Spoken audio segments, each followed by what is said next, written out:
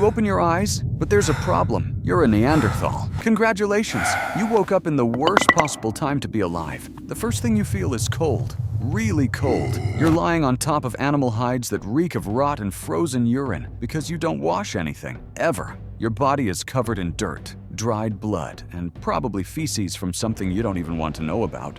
You scratch an infected wound on your arm and feel something moving inside it. I genuinely feel sorry for you. You get up and feel every joint crack. At 23 years old, you're already an elder. Your back hurts. Your teeth are rotten. You'll die soon from infection or get eaten by something bigger, but not today. Outside, the sun rises over a landscape that would be beautiful if it wasn't trying to kill you. Snow-covered mountains, forests full of predators, and cutting wind that freezes any exposed skin. You see dark clouds forming. Great, it's going to rain or snow, and you'll get wet and probably catch pneumonia and die. Your stomach growls. You haven't eaten properly in 3 days. The last hunt was a disaster where your cousin Ugg got trampled by a woolly rhino. You got the meat, but Ugg lay there moaning with broken ribs until he died.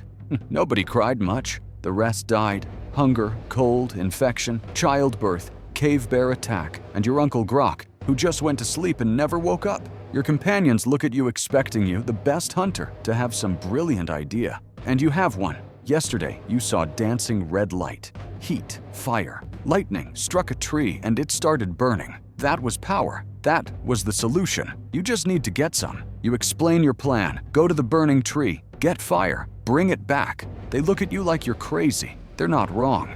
3 of you head toward the tree. You, Thog, a huge guy but dumb, and Mock, scrawny but fast. The path is treacherous. Snow up to your knees, slippery ice, and the constant threat of predators. You pass frozen carcasses of animals that didn't survive winter. Soon, you'll be one of them if you don't get food. After 2 hours of miserable marching, you find the tree, or what's left of it, still burning. The red and orange flames dance and you feel the heat from meters away. It's the most wonderful thing you've ever felt. You want to hug it. So you have your second brilliant idea of the day. You'll simply grab a burning branch with your hands and carry it back. Thog and Mock look at you, expecting you to go first. You're the leader. You have the ideas. You're going to screw yourself first. You approach, reach out, and grab a small burning branch. The pain is instant, like 1,000 wasps stinging your palm. You drop the branch screaming and fall backward into the snow, waving your hand around. But you don't give up. You're dumb but persistent. You grab tree bark, wrap it around your hand like a glove, and try again. It works for 15 seconds before the bark catches fire and you throw everything on the ground, stomping frantically. Attempt 3. You use 2 flat stones to grab the branch like a giant pincer. It works. You raise your trophy. Thog and Mock grunt approval. You start heading back. For 20 minutes, everything's fine. Then it starts snowing. The snow falls heavy and thick, and in 30 seconds, your precious fire goes out with a pathetic hiss. You look at the smoking, dead branch between the stones. You want to cry. You want to lie down in the snow and die. But Thog is laughing again. That son of a bitch. And you're not giving him that satisfaction.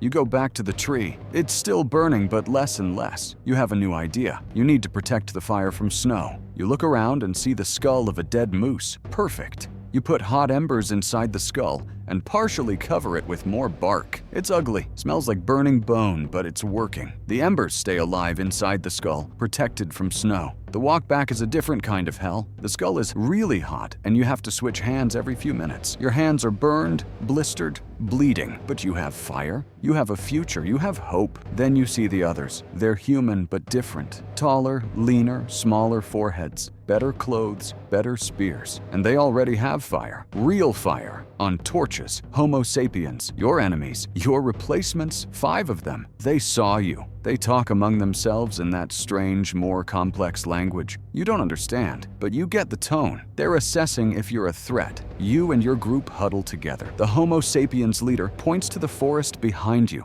then makes a throat-cutting gesture. Clear message. That territory is theirs. Leave or die. You feel anger. That's your land. Your grandfather died defending that cave. You're not giving up everything. You growl. Beat your chest. Thog and Mock do the same. You're stronger, but you can't win. They're more numerous, better equipped. 3 more appear from the trees. Now it's 8 against 3. The leader points to the distant mountains. Leave and live, or stay and die. You back off, pull Thog and Mock back. You walk backward, then run. You run. You hold the skull against your chest, feeling it burn but not caring. When you look back, they're gone. They didn't chase. Why would they? They already have what they want. You reach the cave 3 hours later. Your group runs to you when they see the smoking skull. You dump the embers, add twigs, blow until you're dizzy. Then a flame. Small at first, then bigger. The fire spreads. Light, heat, hope. Your group gathers around it like it's a god. Children touch the light with fascination. The elders extend their hands. For the first time in months, it's warm. You roast old, frozen meat. The fire softens it, kills the worms. It's the best meal in weeks. But the victory is bitter. You think about the Homo sapiens. Better fire, better tools.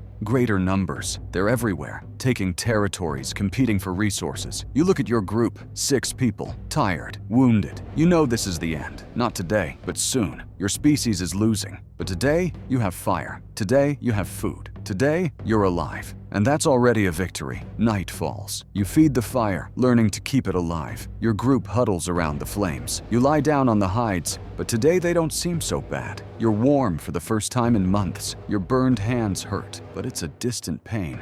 As your eyes close, you hear the wind howling, wolves in the distance, snow hitting the rocks. But in here, protected by walls and fire, you're safe. For now, I watch you fall asleep with pity and respect. You're dumb, your ideas are terrible. You're going to lose this war. Your species will go extinct, mixing with others or simply disappearing. But today, you brought fire. Today, you survived. Today, you proved that even being inferior, you can still fight, still persist, still have hope. And tomorrow, it all starts again. You'll wake up cold, hungry, and scared. You'll have to hunt in smaller territory. The Homo sapiens will be closer. You'll make more terrible choices that could kill you. But today, you have fire. And for one more night, that's enough.